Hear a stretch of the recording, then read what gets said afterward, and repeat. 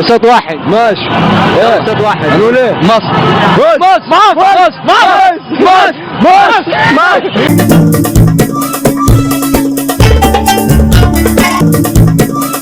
يلا ادينا اسئله بقى. رايك كيف اداء المنتخب النهارده؟ لا رايي الصراحه حسام حسن كان شغال اداء عالي بصراحه. ربنا يكرمه، ربنا يكرمه يا رب، يا رب.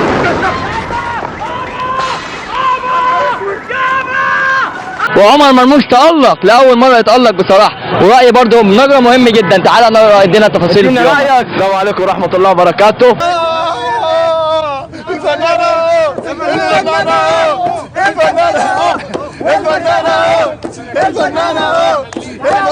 احسن راجل مباراة النهارده في الماتش امام عاشور. احسن راجل مباراة امام عاشور. احنا هنكسب الارجنتين يا جماعة، هنكسب الارجنتين.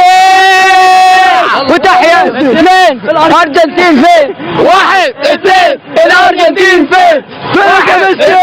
الارجنتين فين؟ بصراحة أنا شايف إن مصر عملت أداء عالمي، والصراحة إحنا هنكسب كأس العالم، والأرجنتين دي إحنا مش شايفينها. يلا يا راجل بلا كذب بقى بوشك، ده كذاب كذب الابل. وطبعا كل يعود الفضل لمحمود حماد. محمود حماد ده كان الرئيس بتاع المدربين الحراس المرمى، فهو لولا تعليماته لشوبير فقال له ان الضربه الاخيره هتروح على اليمين، فهي راحت على اليمين. فاهمني؟ هو لولا يعني حماد ده اساس الفوز النهارده. انا عايز جمله مفيده، قول لي جمله مفيده عشان افهمك. ونحب نشكره. وانت يا فندم ايه شعورك بعد ايه شعورك بعد التأهل؟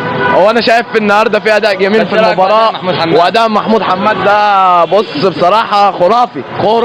نحب نشكر محمود حماد شكر عالي جدا على تدريب حراس المرمى، وبلال مؤمن على تدريب المهاجمين. الف مبروك يا منتخب مصر. تحيا مصر. احسن مباراه. وتحيا مصر. تحيا مصر أرض الحضارة والتاريخ. الله على فوز مصر، الله على مصر. طلع عندنا لعيبة احنا النهارده، طلع عندنا لعيبة. الله على مصر أرض الحضارة والتاريخ. تحيا مصر، تحيا مصر، تحيا مصر. مش